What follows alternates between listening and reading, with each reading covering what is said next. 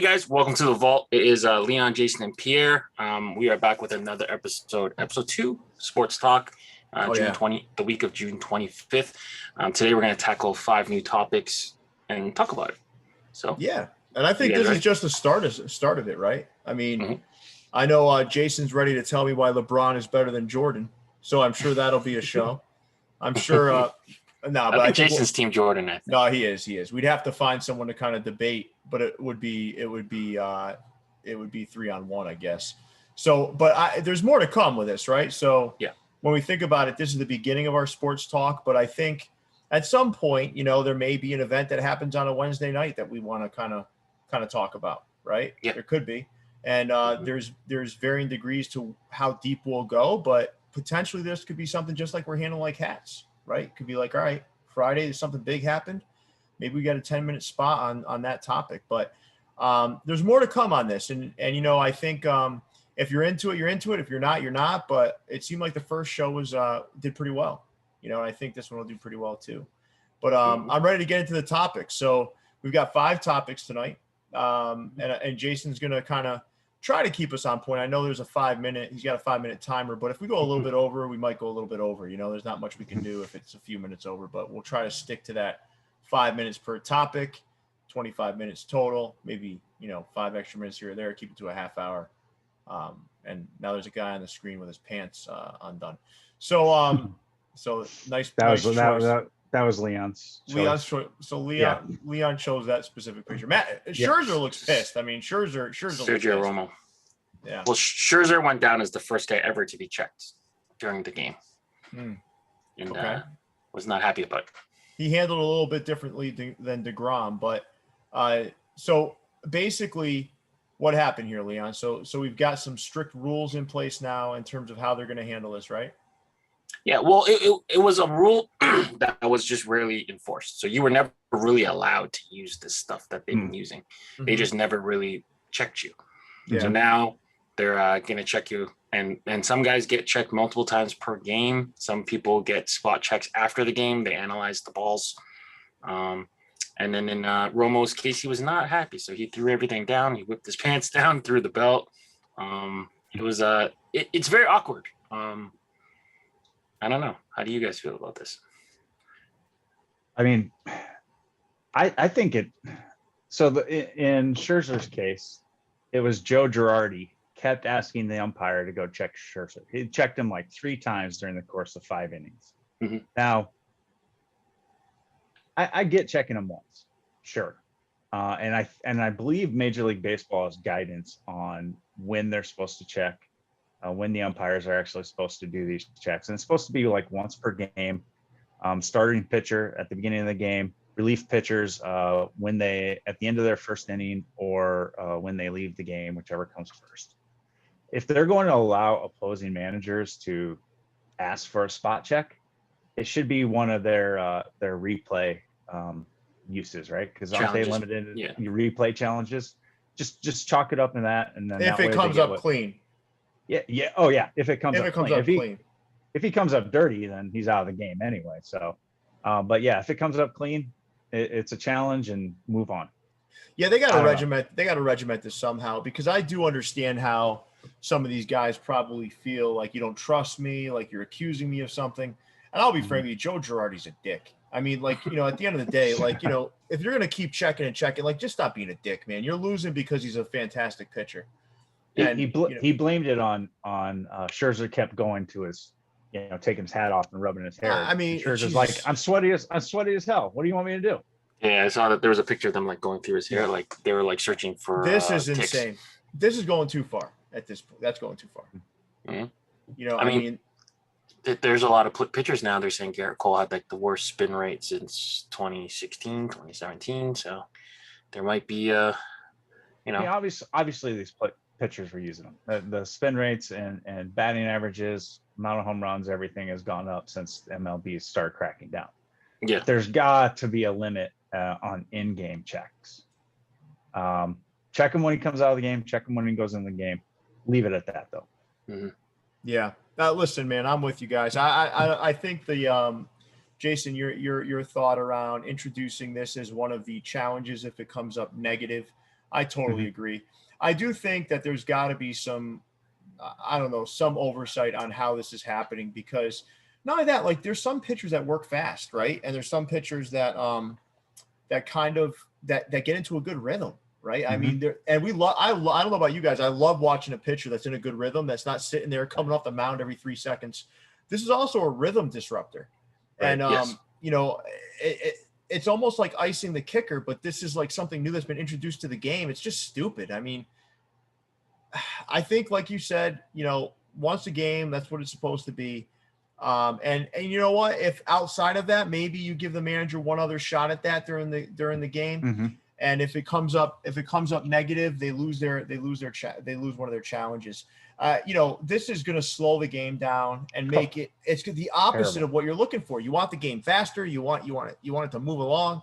And now not only are there replays, now there's like managers like Girardi, who again, he's a dick, who's going to be sending people out there, you know, to check on the pitcher, you know, every time, you know, they touch their freaking nose. I mean, it's absurd. And, you know, I get it. You're trying to increase the offensive output of the game, but Jesus Christ. I mean, I don't want to sit there and watch a baseball game for 5 hours now. I don't want to see guys take their pants off on the field. I mean, it's like a live witch hunt, right? Like who's going to be the first guy to get popped? Like, but I also think about Joe West, right? I'm just going to, and my commentary with this, Joe West is someone who's always gotten to these kind of personal sort of, it feels like vendettas with some players. If they look at him funny, all of a sudden he's like, you know, he's harder on them. So I think the best route is to do what Jacob deGrom did. Jacob deGrom, when he was checked, what did he do? I see. It wasn't demonstrative at all. No, he let him check, and then he went out and threw 5 more shutout innings. Right. And I think that's the best way to shut these guys up. And it's also not going to create this atmosphere where they want to do that to you. Yeah. Right. Do you know what I mean? And I think the cooler and calmer you handle it, the better off it's going to be. But again, stop slowing the game down with more bullshit. Yeah. And to be fair to Scherzer, he was very calm the first time. It's the second and first third. Two times. It was the third time that was just. Yeah, I get. Yeah, you guys are right. I mean, how about the guy from the A's, the Athletics? Sergio Romo was not happy. He disrobed and he just threw everything on the ground. I think this was like the second or third time he got checked as well. During the same game? Yeah. Oh wow. Yeah, see, I get it, man. I mean, if that's the case, and I wasn't too close to that one, but if that's the case, I get it, man. I'd be pissed off too. Like, give it a rest, guys. Yeah. All right, let's move on. NBA draft lotto. So I think Leon really wanted to talk about this topic, mostly because it impacts his team the most. But so Leon? Well, the Raptors moved up, and I think this is the third year that the NBA changed the lottery rules to kind of prevent tanking a little bit. So the 3 worst teams had the same amount of percentage moving up. So Toronto moved up. Detroit got the first one, so they get the honor of most probably drafting Cade Cunningham. But in most respects, the top most people are saying this is about a 4 to 5 player deep draft, franchise altering. I've seen quite a few names out there. Jalen Green, who actually bypassed college and went to the G League. Yep. You got who else was there? Jalen Suggs. Yep. And Evan Mobley. Evan Mobley, yeah. I don't know how well Evan Mobley is going to translate to the NBA, how well his game is going to translate, but those other 3, I mean, they're scoring guards. Jalen Suggs can definitely facilitate. He basically took Gonzaga to the national championship game by himself. So I haven't seen much about Jalen Green, but the Pistons, they lucked out on this one for sure. So if you're a Pistons fan, you're really excited about getting the first pick in this draft specifically? This draft specifically, yeah. Cade Cunningham is a game changer. He's a 6'8" point guard that can shoot, do all sorts of things, super athletic. We had to play him twice. The Cyclones played him twice this year, and it was a beatdown both times. So, well, we've seen another tall point guard that we're going to talk about later that's not doing so well. So let's hope he has a better upside than him. Cunningham can shoot, and he can also make free throws. Nice. Well, that's fantastic. The major loser in this draft lottery was OKC. I think they have 18 picks in the first round from now till 2017, something ridiculous. Or But 2027, yeah. yeah, but Houston, their pick was top 3 protected, so they got to keep their pick, and then OKC fell out of the top 5. Yeesh. There was a lot of protected draft picks in that top like 3 or 4. A lot of those teams probably should have lost their picks, but because they're protected, which I don't get. You're trading a first round pick, you trade a first round pick. Yeah, but I think that's another wrinkle in this whole lotto thing is like, you know, there's a fear of like, you know, what if you give up the number 1 pick? It's like, you know, that does scare teams, and I understand why they're putting that into these deals. But I do like the lotto. I do like the way it's set up. I mean, I do like the anti-tanking sort of ideology. You know, and it's interesting. Sometimes you'll get a team that really shouldn't have the first pick that gets it, and I don't know, man. I think it's kind of cool. I think it's different, you know. But it's cool when it works in your favor. It's cool when it doesn't.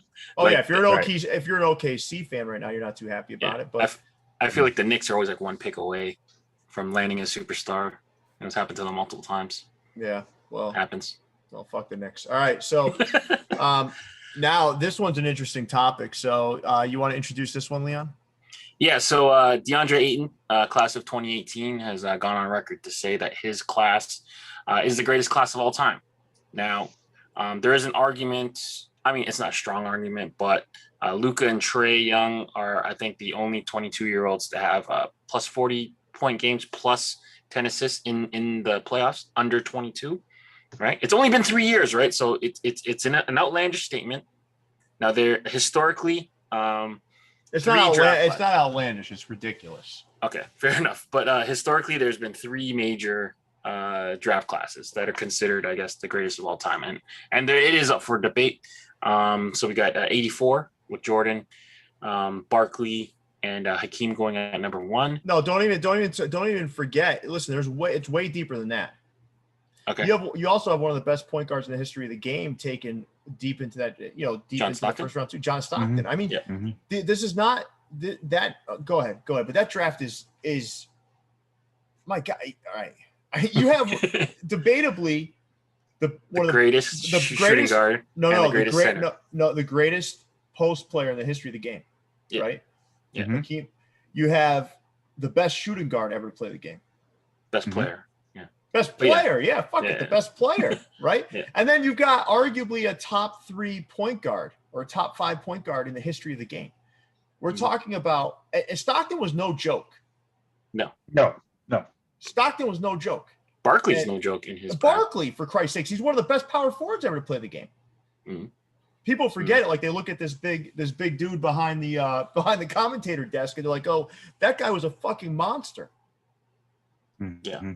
There's no draft that touches that one. 96 has a lot of players, right? So we got AI, Kobe, right? Ray Allen. The 96 is loaded too. No, absolutely. It's loaded. It's not as good as the 84 draft. All right. Yeah. I mean, I'm taking any class that has Jordan in it just by default, but and then some people. So let's look at 96. Let's look at 96 for the hell of it. Yeah. You got what? Sharif, Jameson in there. Yeah. Junkyard Dog. I mean, but when you start getting to Jameson and Antoine Walker, right? Then you can say the same of the 84. So Kevin Willis was a great was also a very solid front court player, right? Mm-hmm. Thorpe was as well. Sorry, I said Jameson. He wasn't in that draft, but Ray Allen. Oh, okay. Ray Allen. Yeah. That's impressive. That's another impressive player in that draft. Steve Nash. Peja Stojakovic. All right, so you had Allen Iverson, Marcus Camby, who was solid. He came out of the University of Massachusetts, UMass, went to school in Hartford, Connecticut. Mm-hmm. Chris Jackson or Sharif Abdur-Rahim, Marbury. Yeah, I mean, this is a solid draft too. Kerry Kittles was no joke either. Mm-mm. Big Z, Zagauskas. Yeah, that's a good draft too. It's a very good draft. I mean, but your main 2 stars are Kobe and AI, right? Yeah. Can Kobe and AI match with Jordan and Hakeem? That's tough. I think 84 is definitely very top loaded. I think 96 might be More deeper. balanced. Yeah. Yeah. And then you got also 03. Is it though? I think some of it too is down the recency, like under knowing more of the players. Absolutely. Because Jerome Kersey at 46 was solid as well. So these are not slouches in this draft. Right. It's just what do you remember more? Right. Yeah. Yeah. Kevin Willis played forever too, right? Oh yeah. But he was a solid. He might still be in the league. He's like a Horace Grant type player. Do you know what I mean? He's gonna get you a bunch of boards. He's a good defensive player. He's a big guy. I don't know. Jason, I do see what you're saying, but I also think like that recency thing plays a factor because we all probably remember the folks from 96 more so than we do. It was my senior year of high school. Yeah, I grew up watching 96. Yeah. These are the players I grew up watching. Right. And I'm just looking at like, NBA All-Star game appearances and all NBA teams. And the 96 draft has more of those than the 84 draft. So I just think it's a deeper class, definitely not as good at the top. Well, I will say this is certainly better than the 2018. Right. With exactly 2 players have made an all-star game, let alone 0 NBA finals even. So therefore 0 NBA championships. I mean, there's tons of talent in that class, obviously. And it's almost as silly to debate it as it is to say it. Yeah. So because I mean, it's still extremely early, right? Maybe. Yeah. Oh, I mean, way too early. Listen, these players, they're no joke, but I think to say that right now is utterly ridiculous. I think 03 had some of the worst fashion too. Everyone's wearing suits 4 sizes too big. Look how much the styles have changed. Yeah. You got shoulder pads in 96. Yeah. You got oversized coats in 03, and then like as small as you can get. Shortest pants in the world in 2018. Yeah. 03, do you guys think is in the discussion? I don't really think so. I mean, you get so. You get LeBron, Wade, Melo. It's not a complete team. If you're building a roster, Bosch too, right? Bosch. Yeah, but Bosch, TJ Ford. Bosch is hurt because his career was cut short prematurely. Um, And they wasted Darko Milicic at number 2. Oh God, what a let me see something real quick. Just before we move on, I just want to take a look at that draft for myself. Just to Kirk Heinrich, Chris Kaman. I mean, Kirk Heinrich always going to make any draft class better. Yeah. Try himself, but I mean, if you're going, that draft is nowhere near these. Yeah. So it's 84 and 96, and then it's 84 and 96. Yep. Yeah. End of story.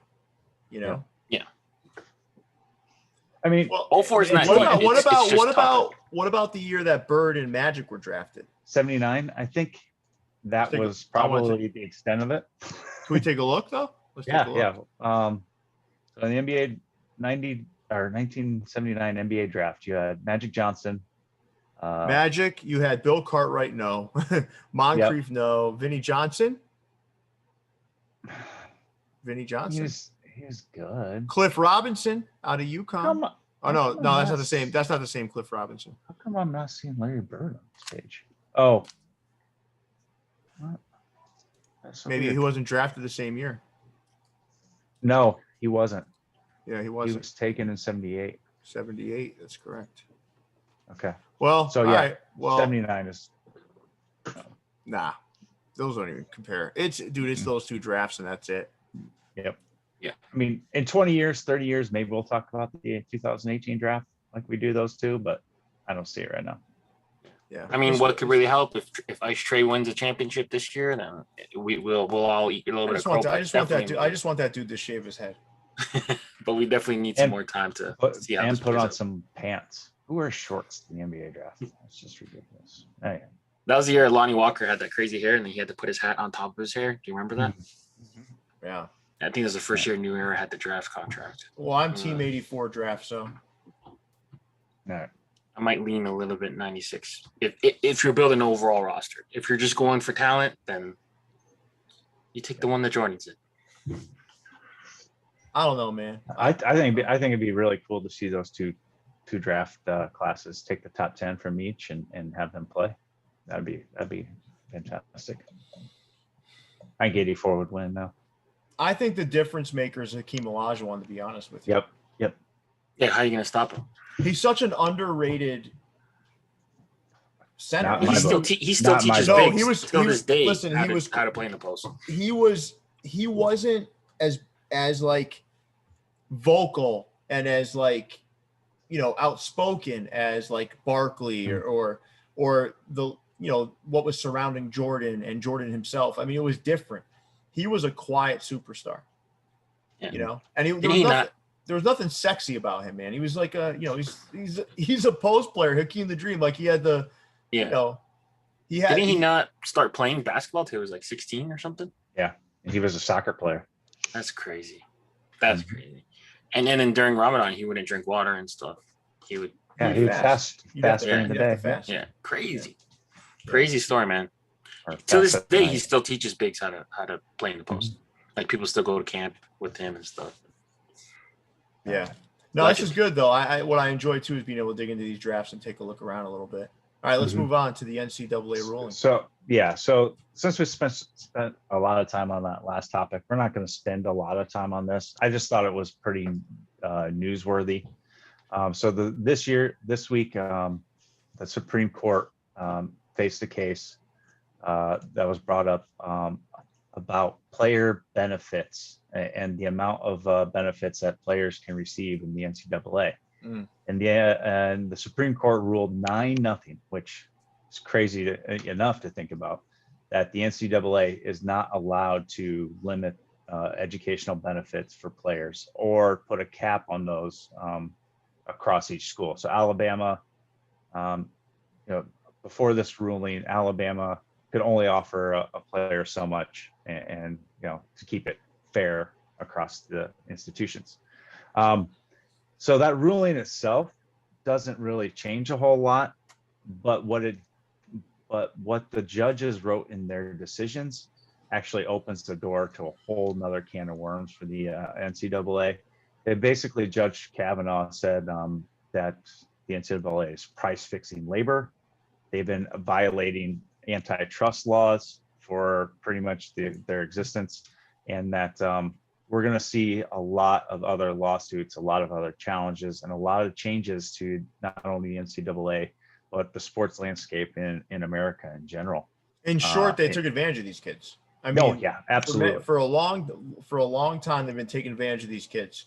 They've been taking advantage of them, and and getting rich off getting rich off the backs of these kids. Yeah, up until the 50s and 60s, it was actually a great deal, right? College was hard to get to.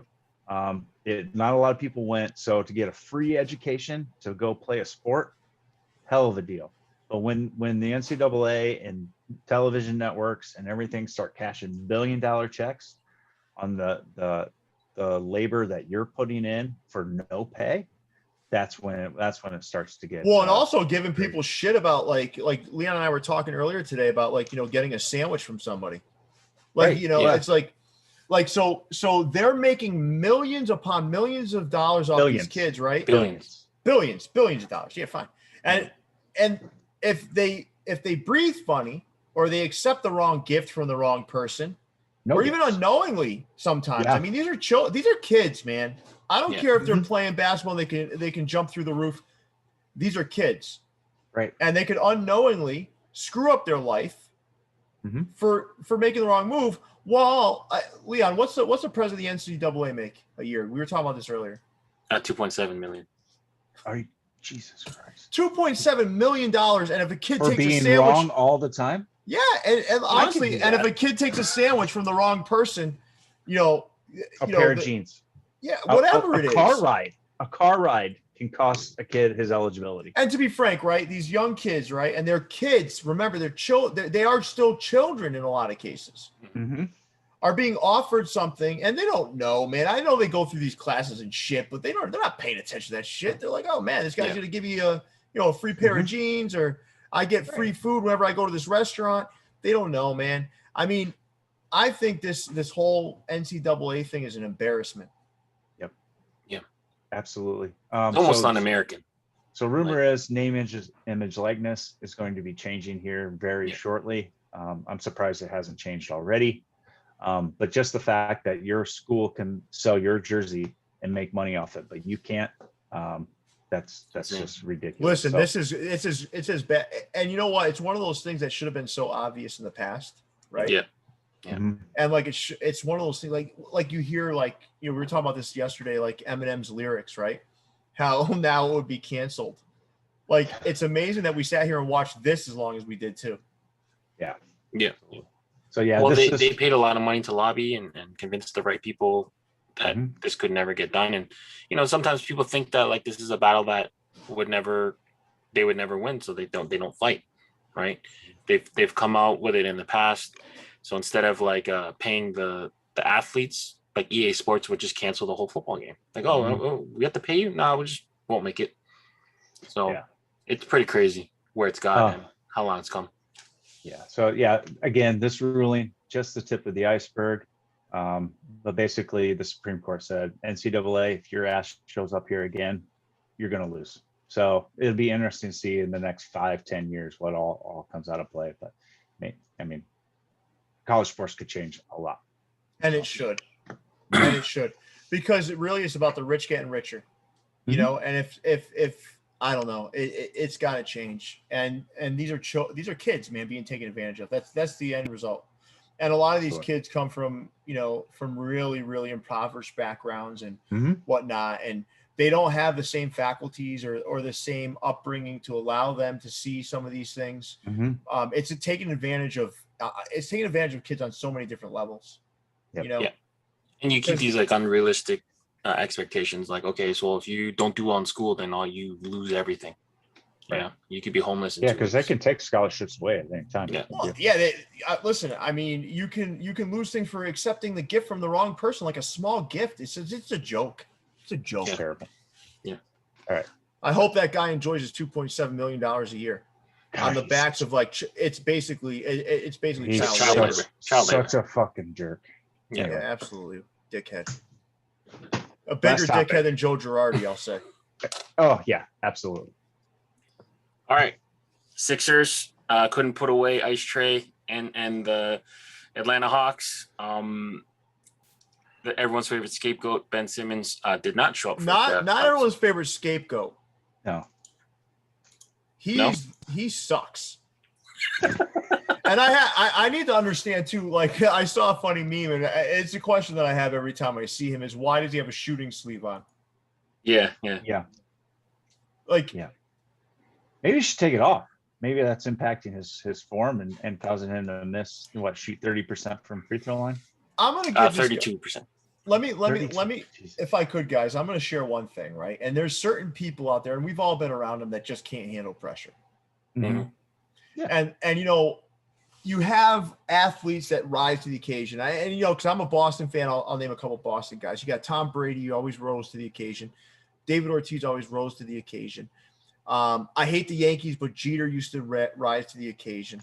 You'd have Jordan rose to the occasion, right? Every time. Fucking Robert Horry used to rise to the occasion. Big shot Bob. You know, 7 championships. But then you have other guys and girls that crumble under pressure. You put this guy, and let's talk specifically about the non-layup. And let's try to untangle what was going through this guy's head. To me, there's certain people that fucking crumble, right?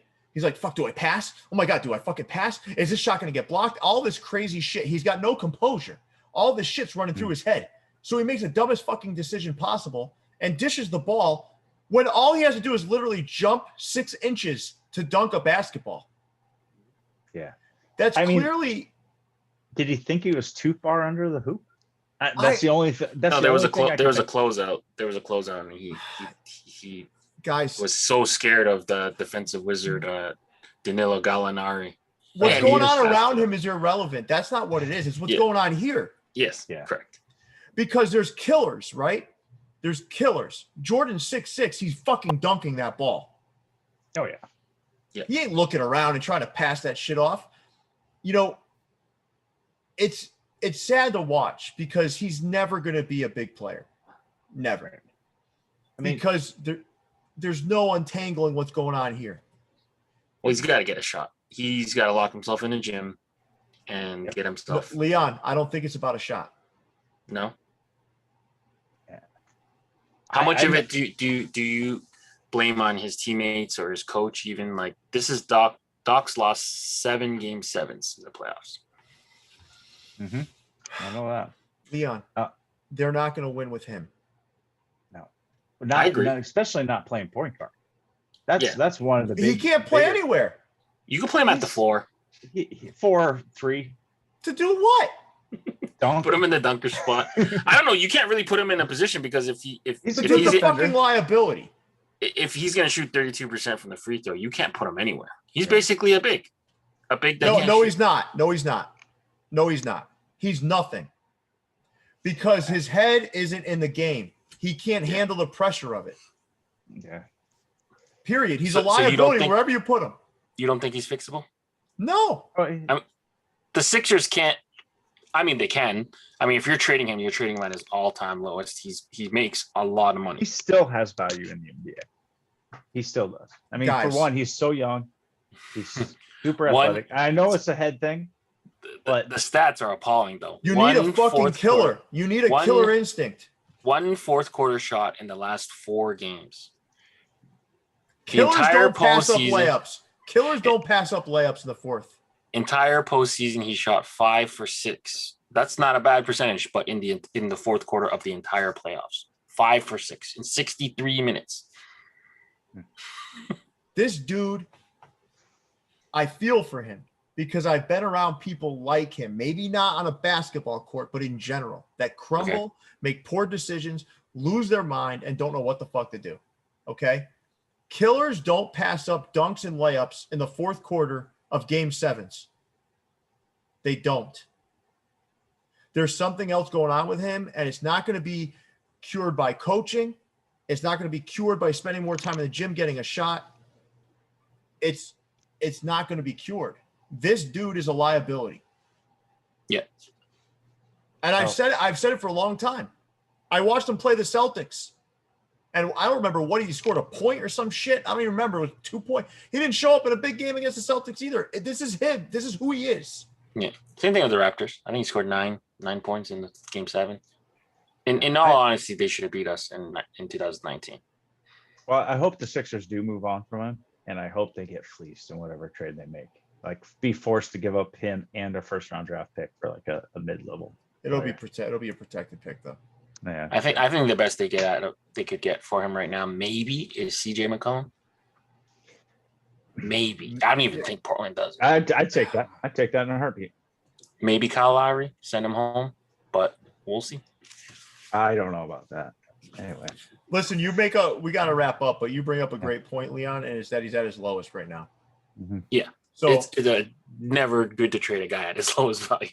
It's good to buy stock when it's low. It's not good to trade a player when he's low because you're not going to get nothing for him. And quite frankly, you know, I as a human being, I certainly don't want to like trash the guy as a human being. But as a basketball player, he's got zero composure. He doesn't have that killer instinct. He doesn't have a shot. Dude, this guy is a liability. And it doesn't matter where you put him. It doesn't. And when I first saw him come up in the league, I was like, wow, this guy, man, his size. Yeah, he's different. He's different, man. This could be something very special. And then as you start to, kind of unwrap this and unpack it and watch, the dude is like, he's not it, man. And Sixers fans, if you think I went off on him. They endured like 10 years of losing for the process to play out. And this is what the process got him. Yeah. Right? Well, hey, listen, Embiid is an unbelievable player. Yes. Unbelievable. And you're wasting some of his good years with this guy. Yeah. And his health. Like, when you get a healthy Embiid, you got to use him. Mm-hmm. Yeah, when you think about it, one last thing, right? If this was like a Ricky Rubio type point guard, right? this would be a different team. Mm-hmm. Ben Simmons is the reason why they're not in the NBA Finals. He's it. Yeah. Well, you knew there was something up when Jimmy got there, and it was like, I'm all right. I'm out. See ya. He knew instantly. Like, Yeah. Jimmy is a killer. He smelled it in Minnesota, and he's like, I don't want any part of this. He smelled it in Philly. He was like, I'm out. Yeah. Well, hey, listen, this was good, guys. Yeah, I think this was a great conversation. I love doing this. I know we're going to continue this. This was good. Jason, even your topic, I was a little worried about it, but it ended up turning out well. Mm-hmm. It wasn't the sexiest topic, but it was a great topic to bring up. I just think it's very newsworthy. Yeah, no, it certainly was. And I think it was definitely worth a discussion, and it taught me a few things. So with that, Leon, big fella, take us away. In the comments, what sports topic you want to talk about next week. For Leon, Jason, and Pierre, we're signing out. Stay fitted, guys. See you, everybody.